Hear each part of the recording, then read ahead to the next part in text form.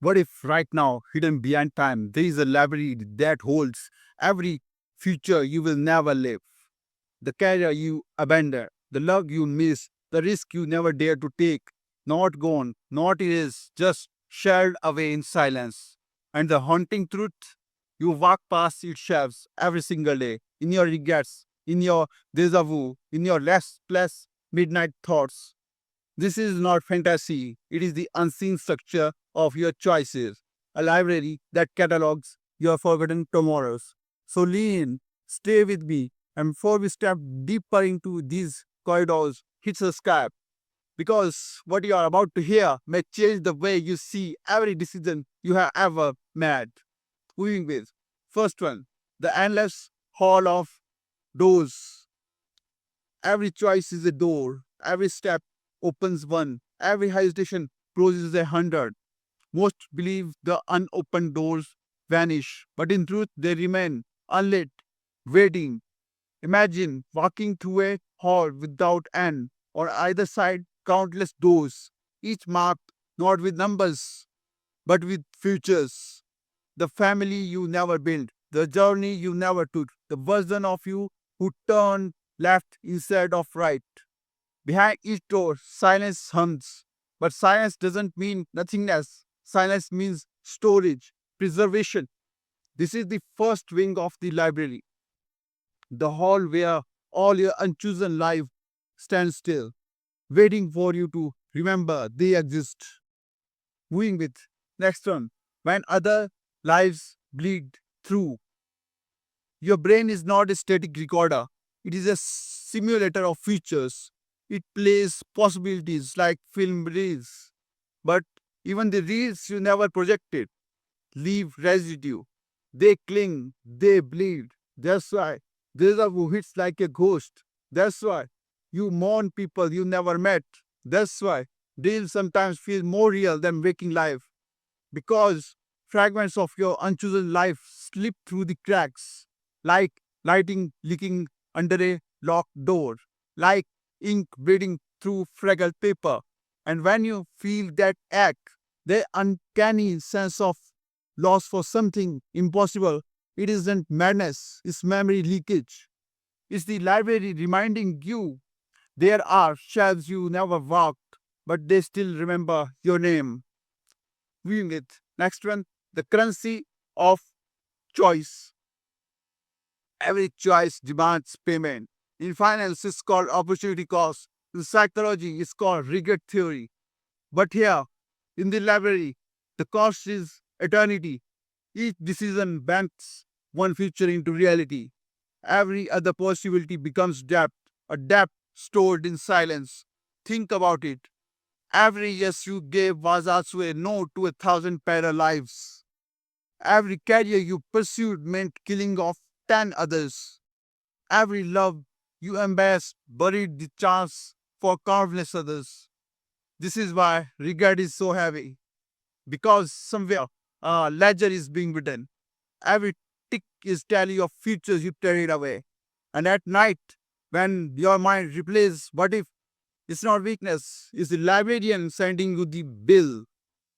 Moving with next one, collapse of infinity. Quantum physics says particles exist in infinite states until observed. The moment you look, the wave collapses. It becomes one thing. Your life works the same way. Every path exists until you choose. Every tomorrow stretches out until you commit. And then collapse. Infinite folds into one fragile line. And here's the truth of what tells you. The other lines don't die. They fold back into the shelves. They return to the stacks, unseen, unread, still alive in silence. This is why certain dreams feel like real memories, because sometimes while sleeping, you wander back into those collapsed tomorrows. You brush against yourself you never became, and for a moment you remember. We with. Next one, the algorithm of destiny. Think about YouTube's algorithm. It predicts what you will click. It hides millions of other choices. Now replace videos with features. The library of Forget Tomorrow is the ultimate algorithm. It serves you one path, but it suppresses a billion more. And your choice is the click, the action that tells the algorithm which life gets played and which lives remain buffering forever. This is why life feels strangely curated, guided, yet random. Because maybe, just like a feed, destiny is an algorithm of infinity, and you are the subscriber. Moving with next one, regret, the push notification. Why does regret burn? Because regret is not just sadness, it's a signal. Regret is the notification of the library, the ping that says another you is still alive in the stacks. Ever feel nostalgia for something impossible? That's the alert. Ever dream of a life you never lived? That's the alert. Ever act for a person you never met? That's the alert. It's the library tapping your shoulder, whispering, you have forgotten something, but we haven't. We with. Next one. The mirror of selves. Who are you? The self you became or the selves you denied. Identity is not solid, it is a prism, a shattered mirror reflecting infinite faces. When you stare too long in the glass, sometimes another face stares back. Not delusion, not madness, but a shard of your parallel self peering through their own reflection. This is why old photographs feel like time travel, because they are.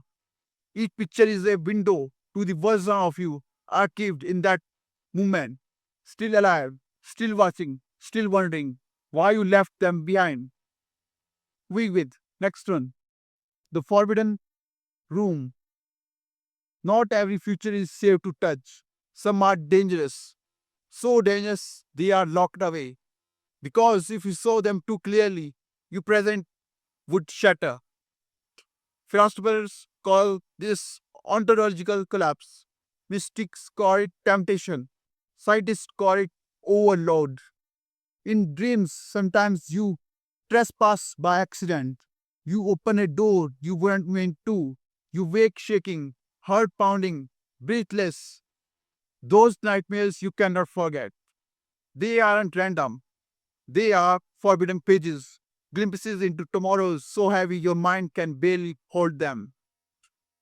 We with. Next one. Can you ever leave? Yes, you can visit in regrets, in nostalgia, in dreams, but living is harder because once you taste infinity, the present feels small. Once you walk those shelves, reality feels flat. Once you glimpse your other lives, this life feels fragile. And the danger is not in entering the library. The danger is in staying too long. Because the more you wander those halls, the less you want to come back to the narrow path you are still writing. Moving with final words for you. So tonight, when you feel the strange act for a life you never lived, remember, it wasn't fantasy, it wasn't madness, it was a page slipping loose from the library of forgotten tomorrows. And maybe, just maybe, the version of you who never lived is still reading about you. If this journey pulled you deeper into the corridors of choice, memory, and infinity, hit subscribe. Because the next story won't just change how you see the world, it will change how you see yourself.